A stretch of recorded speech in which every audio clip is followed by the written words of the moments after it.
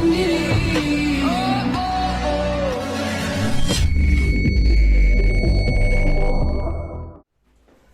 जय हिंद।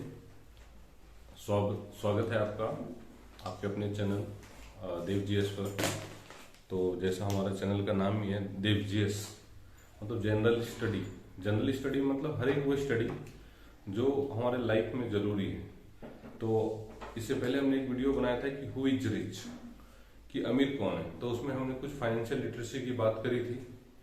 तो यहाँ पे हमने कि जब हु इज रिच, जब उस वीडियो में हमने देखा था कि रिच कौन है, तो अब बात है कि उसमें रिच के जो टाइप बताए गए थे कि आप फाइनेंशियली फ्री होना चाहिए, उसमें से एक टॉपिक था। तो आज हम उसी टॉपिक के ऊपर आगे बढ़ेंगे। तो देखते हैं यहाँ पे फाइनेंशियल फ्रीडम।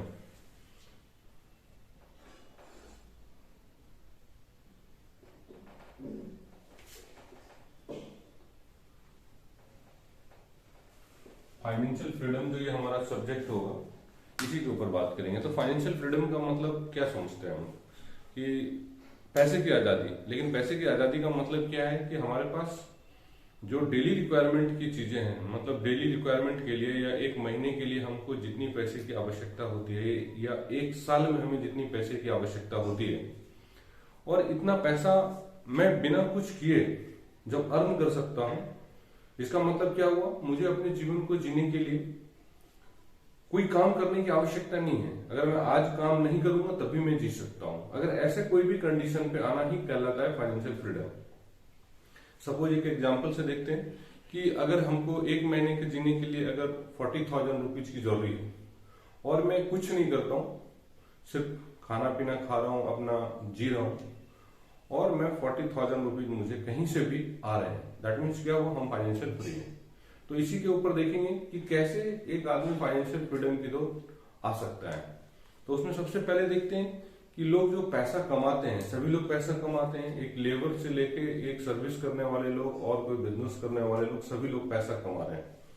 तो हमको यहाँ पे ये देखना है कि जो हम पैसा कमाते हैं, अब फाइनेंशियल फ्री होने का क्या तरीका है कि जो हम पैसा कमाते हैं, तब डकैती करके तो हम फाइनेंशियल फ्री नहीं हो सकते। तो जो पैसा हम कमाते हैं उससे हम फाइनेंशियल फ्रीडम की ओर कैसे बढ़ सकते हैं। तो देखा यह जा रहा है कि पैसा लोग कमा रहे हैं लेकिन उसका कुछ सही यूज नहीं हो पा रहा है। तो इसी चीज को हम यहाँ पे देखेंगे कि आप अपने पैसे से कैसे काम करवाएं। आप तो खुद काम कर रहे हैं तो कर रहे हैं, ठीक है, लेकिन आप अपने पैसे से कैसे काम करवाएं, इसको देखेंगे यहाँ पर। तो जनरली लोगों को ऐसा लगता है कि फाइनेंशियल फ्रीडम करने के लिए बहुत सारा पैसा होना चाहिए, मेरे पास बहुत सारा पैसा होगा तभी हम फाइनेंशियल फ्री हो सकते हैं। बट ऐसा नहीं है, आप छोटे छोटे अमाउंट से भी आप फाइनेंशियल फ्रीडम की ओर बढ़ सकते हैं और कुछ दिनों में, 20 साल में, 10 साल में आप फाइनेंशियल फ्री हो सकते हैं। तो इसी को देखेंगे कि जैसे हम देखते हैं कि ज्यादातर लोग जो पैसा अर्न करते हैं उसमें से मैक्सिमम लोग, कुछ लोग होंगे जो बहुत ही स्मार्ट होंगे, लेकिन मैक्सिमम लोग क्या कर रहे हैं कि अपने पैसे को कहां रखते हैं। अगर देखेंगे कि मनी को कहां रखते हैं लोग, मनी को लोग ज्यादातर 2-3 जगह पे रखते हैं। पहला तो एक बैंक में रखते हैं, अपने पैसे को बैंक में रखते हैं। पहला यहीं पे वो कोशिश करते हैं कि मैक्सिमम इंटरेस्ट वाला कौन सा है, ज्यादा इंटरेस्ट कौन देगा। कुछ लोग जो सर्विस करने वाले लोग हैं वो पीएफ फंड्स में रखते हैं, पीएफ में रखते हैं। और कुछ और भी जो बोलते हैं कि अपने जीवन को प्लान करके चल रहे हैं, उनको मैं देखता हूं कि वो एलआईसी कहने का मतलब यहाँ पे क्या है, इंश्योरेंस। कुछ इंश्योरेंस ले लेते हैं, जैसे एलआईसी ले लिया, पीएलआई ले लिया, तो कुछ इंश्योरेंस ले लेते हैं। और इंश्योरेंस को भी वो एक सेविंग मानते हैं। मैंने कुछ आदमी को देखा, एक आदमी से मैं बात कर रहा था, देखा उन्होंने बोला मैंने 40,000 रुपीज पर मंथ का, सॉरी 6 मंथ मतलब एक साल का 80,000 रुपया है। एक साल के लिए 80,000 रुपया क्या कर रहे हैं, एलआईसी को दे रहे हैं। अच्छी बात है, लोग सेविंग करने की कोशिश कर रहे हैं, ये एक अच्छी बात है कि कोशिश कर रहे हैं। तो हमने देखा कि अगर आप क्या इतना जो मेहनत से पैसा कमा रहे हैं, क्या उसको आप सही तरीके से ग्रो कर रहे हैं, यही इस वीडियो का उद्देश्य भी है। और आपको देखना है कि आपके पैसे को कैसे ग्रो करेंगे। तो अगर सपोज अब बैंक में देखते हैं तो इसमें आपको 5 से 6%, अगर बहुत ही ज्यादा स्मार्टली आप करें तो 5-6%, वैसे 4 से 5% ही है, यहाँ 4 से 5% का रेट ऑफ इंटरेस्ट मिलेगा।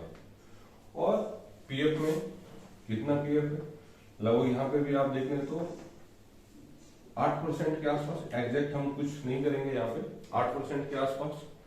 और अगर वापस से इंश्योरेंस में आके देखें तो आपको अबाउट 6% के आसपास का आपको इंटरेस्ट मिलता है। तो आप देख रहे हैं कि ये जो आपको इंटरेस्ट है मैक्सिमम लोग इसमें डाल रहे हैं। तो यहाँ पे जो ये इंटरेस्ट है एक्चुअली अगर देखा जाए कि अगर कोई भी आदमी 1 लाख रुपीज अगर आज कोई भी सामान खरीद ले, 1 लाख रुपीज के लिए अगर कोई भी आदमी सामान खरीदे, सपोज 1 लाख रुपए के लिए उसने एक टीवी खरीदा, टीवी का तो हो सकता है दाम स्टाइल के अकॉर्डिंग घटता बढ़ता रहता है, लेकिन अगर कोई 1 लाख रुपए, सोचिए 1 लाख रुपए को वो कोई कपड़ा खरीदता है, कपड़ा कोई कपड़ों क्लोथ खरीदता है, तो क्या आपको लगता है कि नेक्स्ट ईयर में, जैसे आज अभी 2022 चल रहा, तो क्या 2023 में ये कपड़े 1,06,000 में मिल जाएगा? 1 लाख प्लस 6,000, 1 लाख प्लस 6,000 में क्या नेक्स्ट ईयर मिलेगा? जी नहीं मिलेगा। क्यों? कि नेक्स्ट ईयर इसका दाम 1,06,000 से ज्यादा बढ़ चुका होगा। तो इसका मतलब क्या हो रहा है कि अगर आपने यहाँ पे 1 लाख रुपया रखा और आपको 5 से 6% का इंटरेस्ट मिला, इसका मतलब क्या हुआ? इतना तो दाम देखा आपने कि ज्यादा बढ़ गया, इससे तो ज्यादा दाम बढ़ गया, मतलब कॉमोडिटीज का जो आपने सामान खरीदा, तो इसका मतलब क्या हुआ? आपका पैसा वहीं का वहीं है, बल्कि और घटा है, पैसे का अवमूल्यन हो गया, जिसको बोलते हैं कि मुद्रास्फीति बढ़ जाने की वजह से आपके पैसे का वैल्यू वापस से घट गया, मतलब आपका पैसा बिल्कुल भी नहीं बढ़ा, इतना तो पैसा सस्ता हो जा रहा है, पैसा भी सस्ता होता जा रहा है। तो इसी चीज को हम देखते हैं कि जब, इसका मतलब क्या हुआ कि जब हम इस रेट ऑफ इंटरेस्ट पे अपने पैसे को रख रहे हैं तो आपका पैसा बढ़ नहीं रहा, बल्कि अमाउंट सिर्फ आपको दिख रहा है, लेकिन आपका पैसा रियली में घट रहा है। और ये बात बैंकर्स को पता है, ये बात बैंक वालों को भी पता है, ये बात पीएफ में जो लेती है सरकारें ले रही है उनको भी पता है, और ये इंश्योरेंस की कंपनी, इन सबको पता है कि इसमें पैसा ऑलरेडी घट रहा है, तो फिर पैसा बढ़ाई कहां? आप ये बात अच्छी तरह से जानते हैं, आपने देखा होगा कि बैंक में अगर बैंक को अगर ये आपको इंटरेस्ट दे रहा है, अगर ये प्रॉफिटेबल होता तो फिर बैंक को कैसे प्रॉफिट हो रहा है, और ये पीएफ में गवर्नमेंट को क्यों प्रॉफिट हो रहा है, इसमें आपको टैक्स पे छूट क्यों दे रहा है? टैक्स पे छूट देने का मतलब ये कि गवर्नमेंट इससे कुछ न कुछ निकाल रही है, आपको जो टैक्स दे रहा है वो सरकार वहां से निकाल रही है, उससे ज्यादा निकाल रही है। और इंश्योरेंस, आपको पता है कि इंश्योरेंस सेक्टर जो है कि जो कंपनियां हैं वो एक बहुत बड़ा वैल्यू क्रिएट करती है, मतलब वो बहुत ज्यादा पैसा कमाती है खुद को एक अपने क्लाइंट से। तो कहने का मतलब क्या होगा कि यहाँ पे आपका जो मनी का है ना वो एग्जैक्ट कॉस्ट नहीं मिल रहा है, जो आप पैसा दे रहे हैं वो आपका बढ़ नहीं रहा, सही तरीके से बढ़ नहीं रहे। इसके लिए जरूरी है कि आपको कुछ स्मार्ट तरीका करना पड़ेगा। चलिए एक बार हम देख लेते हैं कि आखिर जो इनमें आप पैसे रखते हैं, लोग सेफ्टी की बात करते हैं कि मेरे पैसे डूबना नहीं चाहिए, रिस्क में है। तो देखिए एक बहुत अच्छा है कि रियल एस्टेट में अगर कोई आदमी पैसा इन्वेस्ट कर रहा है, ये तो नो डाउट बहुत बेहतर सॉल्यूशन है। रियल एस्टेट में अगर आप पैसा लगा रहे हैं तो आप यहाँ पर आपका पैसा काफी तेजी से मल्टीप्लाई होगा, क्योंकि हमारे देश की जनसंख्या बढ़ेगी, ऑलरेडी डिमांड बढ़ता रहेगा, तो जमीन कभी भी सस्ते होने वाली नहीं है।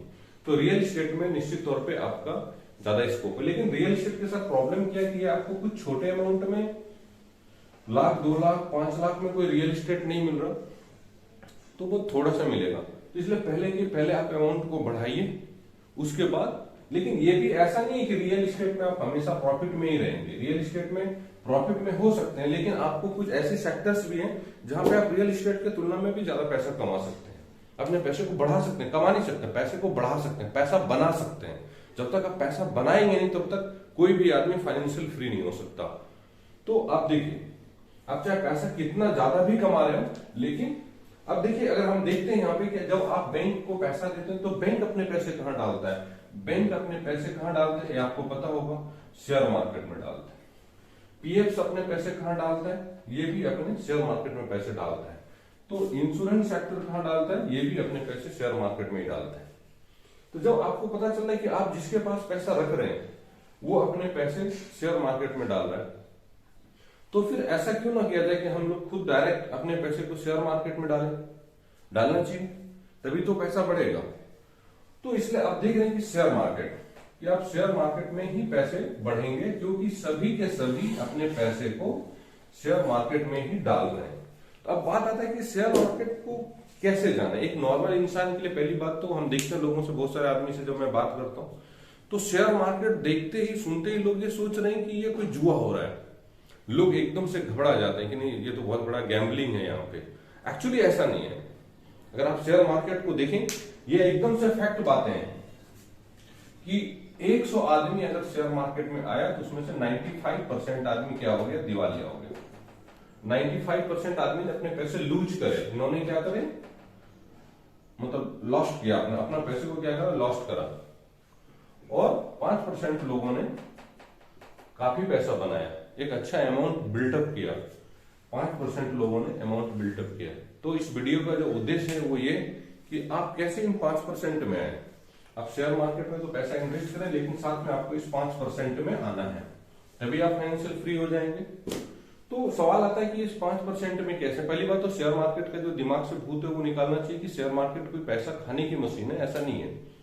अगर आप शेयर मार्केट में आते हैं तो जब आपने देखा कभी आपने कहीं 5%, 6% पे आप पैसा रख रहे हैं, तब तो आपको कोई दिक्कत नहीं है। लेकिन आप जब शेयर मार्केट में आ रहे हैं, शेयर मार्केट में आ रहे हैं और यहाँ पे आपको कोई 15% का इंटरेस्ट दे रहा है, तो आपको ये छोटा नहीं लगना चाहिए। जब ये 15% का रेट ऑफ इंटरेस्ट दे रहा है आपको, तब आपको छोटा नहीं लगना चाहिए। लेकिन होता क्या है कि जब एक आदमी शेयर मार्केट में आता है, उसे 200% का रिटर्न चाहिए। कितना चाहिए? 200% का इंटरेस्ट चाहिए। वो चाहता है कि मेरे 1 महीने में पैसे डबल हो जाए, 2 महीने में पैसे डबल हो जाए। जब ऐसी सोच के साथ आप बाजार में आते हैं तो फिर आपका दिवालिया होना लगभग तय है। इसीलिए बेहतर जो जरूरी है कि आप मार्केट को सही तरीके से समझें और एक सिस्टम से आए, तभी आपको यहाँ पे हो सकता है। और आप बाजार को थोड़ा थोड़ा सीखें, तभी आप यहाँ पे पैसा को अच्छे से बना पाएंगे। तो बात आती है कि कैसे। अब जब शेयर मार्केट में आते हैं तो सभी लोगों के पास मार्केट की नॉलेज तो होती नहीं है, तो नॉलेज को थोड़ा सा बढ़ाना पड़ेगा। यही है, चूंकि आप एक कोई नौकरी कर रहे हैं या कोई बिजनेस कर रहे हैं, जब उसके लिए आपने इतना मेहनत करके ये पैसा कमा रहे हैं, तो आप अपने अपने पैसे को बढ़ाने के लिए भी थोड़ा टाइम दीजिए, जिससे आपका पैसा बढ़ेगा। तो इस चैनल पे हम लगातार इस तरह की वीडियोज लाएंगे, जिससे लोगों के फाइनेंशियल एजुकेशन में बढ़ोतरी हो और उनके नॉलेज को लगातार बढ़ाया जाए, ताकि वो खुद से अपने पैसे को बड़ा बना पाए। तो देखते हैं कि अगर आप शेयर मार्केट में आ रहे हैं और आपको यहाँ पे 15% का इंटरेस्ट, अगर आप इस इंटरेस्ट को लेने के लिए तैयार हैं, कि आपको लगता है कि ये इंटरेस्ट, तो निश्चित तौर पे इससे बहुत ज्यादा अच्छा और एक काफी अच्छा इंटरेस्ट है। 15%, 12% या 20% का काफी अच्छा है और मॉडरेट है, और ये काफी अच्छा है। और ये आपको आराम से शेयर मार्केट देता है, चाहे बाजार कितना भी गिर जाए, चाहे बाजार कितना भी उठे। शेयर बाजार है तो वो गिरेगा और उठेगा, बाजार का ये नियम ही है। ऐसी अपेक्षा नहीं कर सकते कि आप बाजार लगातार उठता रहेगा। हाँ, लेकिन थोड़ा सा पेशेंस तो रखना पड़ेगा, क्योंकि आपने LIC को दे दिया पैसा, तो 20 साल तक तो आप LIC से बीच में तो पैसा नहीं मांग रहे हैं। आप बीच में देखने तो नहीं जा रहे कि LIC कितना पैसा दे रहा, कितना घट गया, कितना बढ़ गया। लेकिन वहां पे आपको ऑलरेडी 5 से 6% दे रहा। अगर आप कैलकुलेट करके कभी देखेंगे तो आपको एक तरीके से कहीं कहीं क्या बनाया जा रहा है? बेवकूफ बनाया जा रहा है, और ज्यादातर लोग बेवकूफ बनने के लिए तैयार है। तो आप देखिए कि आखिर उपाय क्या है। अगर हम बोले कि अगर किसी आदमी को बैंक में पैसा रखना है, तो हम बोलेंगे कि उसके लिए भी आप शेयर मार्केट में आइए। और अगर किसी आदमी को इंश्योरेंस लेना है, तब भी आप शेयर मार्केट में आइए। और PF में जाना है तो भी आप शेयर मार्केट में आइए, क्योंकि सभी अल्टीमेट पैसे अपने वहीं लगाता है। तो अब कैसे होगा? अगर सपोज एक में बात करेंगे कि यहाँ पे कोई आदमी इंश्योरेंस ले रहा है, इंश्योरेंस लेता है, तो इंश्योरेंस में क्या मिलता है? उसे कुछ पैसा मिलेगा कि आपको रिस्क कवर देंगे 10 लाख रुपीज, 10 लाख रुपीज का इंश्योरेंस मिलेगा। और साथ में आपको क्या मिलेगा? आफ्टर मेच्योरिटी 20 ईयर्स के बाद आपको क्या मिलेगा? 20 ईयर्स के बाद बोलेगा ठीक है, आपको 10 लाख रुपया, 10 लाख रुपया क्या हो गया? ये इंश्योरेंस हो गया कि भगवान न करे आदमी का डेथ हो जाए तो आपको 10 लाख रुपीज मिल जाएगा। लेकिन 20 ईयर्स के बाद आपको बोलता है कि ठीक है, आपको इसके बाद आपको 20 लाख रुपीज दूंगा। ठीक है, आपको एक अच्छा अमाउंट दिख रहा है। लेकिन इसी चीज को आप सोच के देखिए कि जो भी प्रीमियम आप दे रहे हैं, यहाँ पे मुझे नहीं पता वो आप X प्रीमियम दे रहे हैं, लेकिन इसी प्रीमियम ये जो एक्स पैसे हैं ये एक्स थोड़ा ठीक नहीं लगा, आप इसको ऐसा कर लीजिए कि 10,000 कर लेते। आप 10,000 रुपया ही खर्च कर रहे हैं, 10,000 तो आप दे रहे हैं किसी कंपनी को, आप इसी 10,000 रुपए को खर्च करिए। आप 10,000 रुपए में आप क्या कर सकते हैं, अगर मैं इसका सॉल्यूशन बोलूं तो भाई इसमें आप क्या कर सकते हैं, इंश्योरेंस किसी आदमी ने लिया हुआ है 10,000 रुपया महीना दे रहा है, तो इसका दूसरा उपाय क्या है, दूसरा उपाय है वो ये है कि आप 10,000 रुपया खर्च कर रहे हैं, आप 10,000 रुपये में से पहले आप 1,000 रुपया के लिए आप क्या करिए, एक टर्म इंश्योरेंस लीजिए। टर्म इंश्योरेंस लेंगे तो यहाँ पे आपको कम से कम 20 लाख रुपीज का रिस्क कवर मिलेगा। 20 लाख, हाँ 1,000 में 20 लाख आराम से मिल जाए। अब बचा कितना आपके पास, 9,000 रुपया। 9,000 रुपया बचा। आप 9,000 रुपये को आप बाजार में लाइए। अभी हम बात करेंगे बाजार में आप कैसे ला सकते हैं, आप इसको बाजार में लाइए। उसके बाद आप देखेंगे कि 9,000 रुपया जो आपको बढ़ेगा वो किसी भी इंश्योरेंस में जो दिया गया पैसा उससे ऑलमोस्ट डबल होगा। ऑलमोस्ट डबल होने की लगभग गारंटी समझ लीजिए कि ऐसा होगा, ऐसी पूरी संभावना है। लेकिन बस यहाँ पे वही शर्त यही रही, आपने इंश्योरेंस जब 20 साल के लिए दिया था, तो जब आप यहाँ पे ये बाजार में पैसे डाल रहे थे, ये भी आप 20 साल के लिए डालिए। आप बाजार में पैसा डालें और 6 महीने में बोलने लगते हैं मेरा घाटा हो गया। आप 20 साल के बाद आप वेट करिए, आपका पैसा डबल होगा जो आपको इंश्योरेंस दे रहा था। दूसरा बात आता है कि जब आपने देखा था कि रिस्क पर 10 लाख का दे रहा था, यहाँ पे आपको 20 लाख का मतलब रिस्क कवर मिल रहा है, तो आपको रिस्क कवर भी 20 लाख हो गया और साथ ही साथ क्या हो गया, आपका अमाउंट भी ज्यादा हुआ। तो बेहतर है कि अगर कोई आदमी इंश्योरेंस ले रहा है तो वो अपने कुछ पैसे बाजार में डाले, कुछ पैसे शेयर्स में डाले और कुछ पैसा अपने टर्म इंश्योरेंस में ले। ये किसी एक इंश्योरेंस करने से ये एक स्मार्ट तरीका है, लेकिन आपको ये कोई बताएगा नहीं। क्यों बताएगा, क्योंकि टर्म इंश्योरेंस लेने से कोई कमीशन नहीं मिलता है एजेंट को, तो आपको कोई नहीं बताएगा। क्योंकि इसमें जबकि आप एक इंश्योरेंस लेते हैं, एक इंश्योरेंस अगर आप 10,000 का ले रहे हैं, इसमें 25% से लेके 40% तक एजेंट का कमीशन है, तो आपको ये बताया जाएगा। और आप 2-4 कैलेंडर आपके घर पे लटका देंगे और आप इसको आराम से लेंगे, तो आपको बहुत बढ़िया हो जाएगा। आप खुश हैं, उसको बहुत बढ़िया एजेंट मिल रहा है। इंश्योरेंस से आपका कुछ होना हो, लेकिन वो तुरंत एजेंट एक बढ़िया रिस्क जरूर बन जाएगा, क्योंकि बिकॉज ऑफ सेल्समैन। तो आप यहां पे समझ रहे हैं कि एक इंश्योरेंस लेने से बेहतर क्या है कि आप एक टर्म इंश्योरेंस लीजिए और एक आप शेयर के लिए शेयर में आइए, शेयर मार्केट में आइए। अब शेयर मार्केट में कैसे आएंगे इसके लिए हम थोड़ा सा आगे बताते हैं। फिर जरा एक हम देख लेते हैं बैंक का ऑप्शन। तो बैंक में आप देखेंगे, बैंक में आपका सिर्फ पैसा रखा रहता है और कुछ नहीं करते हैं। बैंक में पैसा रखा हुआ है और थोड़े मोड़े पैसे रखते हैं, तो जो पैसे आप रखे हुए हैं तो उसको आप सीधा मार्केट में लाइए और वहां पे आपका पैसा ग्रो करेगा। सही है।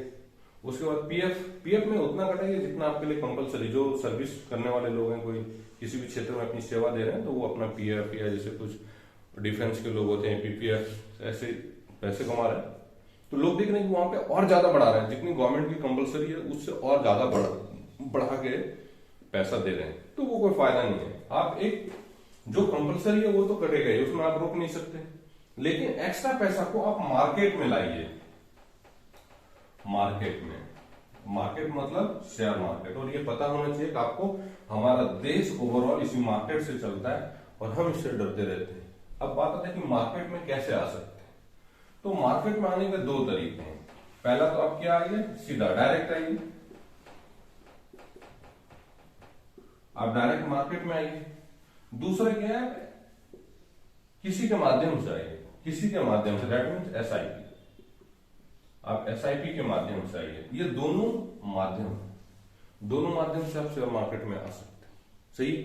अब लेकिन डायरेक्ट आने का मतलब क्या हुआ, आपको बाजार का नॉलेज लेना पड़ेगा, और एसआईपी में आपको बाजार का नॉलेज लेना नहीं पड़ेगा। यहां पे आपको क्या मिलेगा, आप अपनी मर्जी के पसंद के शेयर्स को खरीद सकते हैं। यहां पे जो फंड मैनेजर्स हैं, यहां पे क्या होगा, आपके बदले फंड मैनेजर काम करेगा। फंड मैनेजर्स काम करेंगे। यहां पे आपको सिर्फ काम करना। यहां पे आप जब चाहे अपने पैसे को किसी एक शेयर से दूसरे शेयर में स्विच कर सकते हैं, आपकी मर्जी। आप चाहे तो कभी भी पैसा निकाल सकते हैं। फंड मैनेजर से यहां से भी आप पैसे निकाल सकते हैं, लेकिन यहां पे आप शेयर में ज्यादातर में आप उनको पैसे दे दिए और वो आपके पैसे को ऑपरेट करते हैं। ठीक है, तो ये दो तरीके मुख्य रूप से हैं। अगर आपको फाइनेंशियली फ्री होना है तो आप चाहे पैसा कितना कमा रहे हैं, ये बड़ा सब्जेक्ट नहीं है। सब्जेक्ट ये है कि आप पैसे को कितना तेजी से बढ़ा रहे हैं, और बढ़ाना है तो आपको दिस इज द वे जिससे आप पैसे को अच्छे से बढ़ा सकते हैं। तो अब बात आई कि जब मार्केट में आने के दो तरीके हो गए कि आप डायरेक्ट खुद आ रहे हैं और दूसरा एसआईपी आ रहा है। अगर आपको लगता है कि आपको इंटरेस्ट है तो खुद सीखने के लिए तो आप डायरेक्ट आइए। इसके लिए आपको एक डीमैट्स अकाउंट बनाना पड़ेगा, और डीमैट्स अकाउंट के थ्रू आप आ सकते हैं बाजार में सीधा। और अगर आपको डायरेक्ट नहीं आना है तो एसआईपी करिए आप किसी भी कंपनी के थ्रू, और वहां से आप जो है कि आप अपने पैसे को थोड़ा थोड़ा तरीके से डालते रहिए। अब बात हम करेंगे कि एसआईपी के ऊपर। पहले क्योंकि ज्यादातर लोग सोचेंगे शेयर बाजार में आने से हमको डर लग रहा है, तो हम थोड़ा सा प्रकाश डालेंगे एसआईपी के ऊपर कि एसआईपी क्या है। हम बाद में बात करेंगे डायरेक्ट क्या है। ठीक है, तो जैसा आपको पता है कि एसआईपी, तो एसआईपी क्या है, ये यहां पे आपके सिर्फ पैसे होंगे। एसआईपी में क्या होगा, आपका सिर्फ पैसा होगा। इसको मैनेज कौन करेगा, फंड मैनेजर करेगा। अब फंड में, अब इसमें भी एसआईपी भी कई तरह के होते हैं। एसआईपी में है हाई रिस्क, मॉडरेट रिस्क हो गया, और लो रिस्क हो गया। अब बात आती है कि आप हाई रिस्क मॉडरेट, ये आपके ऊपर डिपेंड करता है। ये आपके ऊपर डिपेंड करता है कि आप क्या चाहते हैं। अगर आप हाई रिस्क चाहते हैं तो हाई रिस्क मतलब क्या, कोई आदमी ये सोच रहा है कि मैं अपने पैसे को ज्यादा रिस्क में दे रहा हूं, मतलब आपको पैसा लॉस भी हो सकता है, मतलब आपका पैसा का वैल्यू घट सकता है। अगर आपने सपोज 1000 रुपया लगाया तो वो हो सकता है कि यहाँ पे 600 रुपया भी हो जाए। अगर आपने यहाँ पे 1000 रुपया लगा दिया, सपोज 1000 रुपया डाला, ये आपका 600 भी हो सकता है। ठीक, हाई रिस्क का मतलब ये होता है। इसका मतलब ये नहीं कि सिर्फ 600 हो सकता है, 1000 रुपया 3000 रुपया भी हो सकता है शॉर्ट टाइम में। हो सकता है 2 साल में, ये 1 साल में 1000 से 600 हो जाए, या तो पॉसिबल है कि 1000 से 3000 हो जाए। कोई आदमी रिस्क ले रहा है ज्यादा, तो क्यों ले रहा है रिस्क, क्योंकि उसे उम्मीद है कि मेरे यहां से ज्यादा पैसा बढ़ेगा और तेजी से बढ़ेगा। दूसरा है मॉडरेट, यहां पे आपको पॉसिबल है कि 30 से 40% का एवरेज इंटरेस्ट मिल सकता है। अब मॉडरेट में आप देखेंगे यहां से आपको 20 से 25% का इंटरेस्ट मिल सकता है, 20 से 25% का इंटरेस्ट मिल सकता है। यहाँ पे कॉम्पेरेटिवली रिस्क कम होगा। यहाँ पे आपका 1000 रुपया 800 रुपया हो सकता है। अगर आप लो रिस्क में जाते हैं, यहाँ से आपको कितना मिलेगा, 12 से 15% का इंटरेस्ट मिल सकता है। लेकिन यहाँ पे क्या होगा, आपका 1000 रुपया ज्यादा गिरने, चूंकि ये बड़े कंपनियों में लगता है कि ये पॉसिबल होता है कि आपका 900 तक गिर सकता है। मतलब एक तरह से हम दिखा रहे हैं, सिर्फ एक एग्जांपल है, ये नहीं कि 1000 से 900 तक गिरेगा, ऐसा कोई सर्टेन रूल नहीं है। यहाँ पे सिर्फ हम कहने का मतलब कि एग्जांपल दिखा रहे हैं कि इसमें आपका हाई रिस्क है तो यहाँ पे पॉसिबल है आपका पैसा तेजी से बढ़े, और यहाँ पे जो मॉडरेट रिस्क है इसका मतलब आपका पैसा थोड़ा कॉम्परेटिवली कम बढ़ेगा, लेकिन रिस्क भी कम। लेकिन जो सेफ खेलना चाहते हैं, मुझे ज्यादा पैसा ग्रो नहीं करना है, तो वो आप लो रिस्क के साथ आराम से। तो एसआईपी भी ये 3 तरह के हैं, तो आप इसमें से कौन सा पसंद करेंगे, ये आपके रिस्क टेकिंग एबिलिटी के ऊपर डिपेंड करता है। तो अगर आप हाई रिस्क लेना चाहते हैं तो पॉसिबल है कि आप हाई रिटर्न भी मिलेगा, और अगर आप लो रिस्क लेना चाहते हैं तो लो रिटर्न मिलेगा, और अगर बिल्कुल आप सेफ खेल रहे हैं तो बिल्कुल सेफ आपको 12 से 15% 20% का रिटर्न मिल सकता है। लेकिन इन एनी हाउ जो आपने इससे प्रीवियस मतलब 3 जो हमने डिस्कस किया था, बैंक, उनसे, इंश्योरेंस से, इन सबसे आपको ज्यादा रिटर्न हर हालत में मिलेगा, चाहे आप बेशक कितने भी डिफेंसिव खेल के लो रिस्क के आप एसआईपी में भी इन्वेस्ट करें। तो अगर आपका दिल कमजोर है तो आप लो रिस्क के साथ आइए, लेकिन आपको पैसा बढ़ाना है तो मार्केट में आना ही पड़ेगा। अदरवाइज बहुत सारे लोग, हमने खुद भी पहले बहुत सारे पीएलआई और एलआईसी लिए थे, कुछ नहीं हुआ, कोई पैसा नहीं ग्रो किया। वो कहने के लिए होता है, हमने देखने का पता चला कितने पैसे का वैल्यू, बल्कि बेवकूफ बनाया गया है। तो ऐसा नहीं कि मैं इंश्योरेंस के खिलाफ नहीं हूं, लेकिन मैं इंश्योरेंस के लिए थोड़ा सा कि इंश्योरेंस को स्मार्ट बना रहे थे। उसी कंपनी ने, उसी एलआईसी कंपनी, वही एलआईसी कंपनी आपको क्या कर रही है, टर्म इंश्योरेंस तो वही दे रही है। इंश्योरेंस बुरा नहीं है, इंश्योरेंस अच्छा है, लेकिन क्या हो रहा है कि आपको जहां बेवकूफ बनाया जा रहा है, आपको टर्म इंश्योरेंस के बारे में ज्यादा नहीं पता होगा, और बहुत सारे लोग तो जानते ही नहीं होंगे टर्म इंश्योरेंस भी कोई चीज होती है, क्योंकि टर्म इंश्योरेंस के बारे में किसी को बताया नहीं जाता। वही LIC कंपनी या वही जो भी कंपनियां, वही LIC कंपनी है, इन्हीं का क्या है, टर्म इंश्योरेंस भी है, और जो बाकी जो आपका है इंश्योरेंस है, नॉर्मल इंश्योरेंस कह लीजिए, वो है। तो टर्म इंश्योरेंस में सिर्फ आपका रिस्क लिया जाता है, सिर्फ आपको क्या करते हैं, रिस्क कवर करते हैं। टर्म इंश्योरेंस का मतलब क्या हुआ, भगवान न करे किसी आदमी को कुछ हो, बट मॉर्टल तो है आदमी, कभी हो सकता है, होता है बहुत आदमी के साथ। तो यहाँ पे सिर्फ अगर कुछ होता है उस कंडीशन में, सपोज किसी आदमी के लिए अगर 50 लाख रुपए का रिस्क कवर लिया गया, तो कुछ होता है तो उसको 50 लाख मिलेगा। कुछ भी अगर जान चली गई तो उनको 50 लाख रुपया मिलेगा। ये टर्म इंश्योरेंस में होता है। अगर आप जिंदा रहे तो कुछ नहीं मिलेगा, लेकिन आप यहाँ पे ये बहुत थोड़ा अमाउंट लगता है, एक लिटिल अमाउंट लगता है यहाँ पे, लेकिन वहीं पे इंश्योरेंस में क्या है, आपका एक बड़ा अमाउंट लगता है, और यहाँ पे क्या होगा, आपको कुछ हो गया तो भी पैसा मिलेगा, नहीं हुआ तो भी पैसा मिलेगा, लेकिन दोनों थोड़े थोड़े होंगे, छोटे छोटे अमाउंट हैं। यहाँ पे 50 लाख का रिस्क कवर है, 50 लाख का रिस्क कवर है, प्लस आपको मिलने वाला वैल्यू अगर 50 लाख है, तो इसी अमाउंट के लिए यहाँ पे आपको क्या मिलेगा, 10 लाख रुपए का, 10 लाख रुपए का रिस्क कवर होगा, और 20 लाख रुपए, 20 लाख रुपए, 20 लाख रुपीज आपको यहाँ पर मिलेगा। तो ये आपको खुद देखना है कि आपने यहाँ पे सेम अमाउंट लगाया, यहाँ पे आपको नियर अबाउट 50 लाख का रिस्क कवर मिल रहा है, और 50 लाख बाद में मिलेगा, लेकिन यहाँ पे 10 लाख रुपए का रिस्क कवर होगा, उसी पैसे से आप वही पैसा पे कर रहे हैं, और 20 लाख रुपए का होगा। तो ये आपके ऊपर डिपेंड करता है कि आप कैसे। तो आज अब इस वीडियो में इतना ही रखेंगे कि आप इसमें आपको हमने बताया SIP के बारे में। नेक्स्ट वीडियो में हम बात करेंगे कि अगर आप SIP में आना है तो उसका क्या तरीका होगा, एग्जैक्ट तरीका क्या होगा, और शेयर मार्केट में आना है तो उसका एग्जैक्ट क्या तरीका होगा और बेस्ट क्या होगा, वो नेक्स्ट वीडियो में बनाएंगे। Thank you.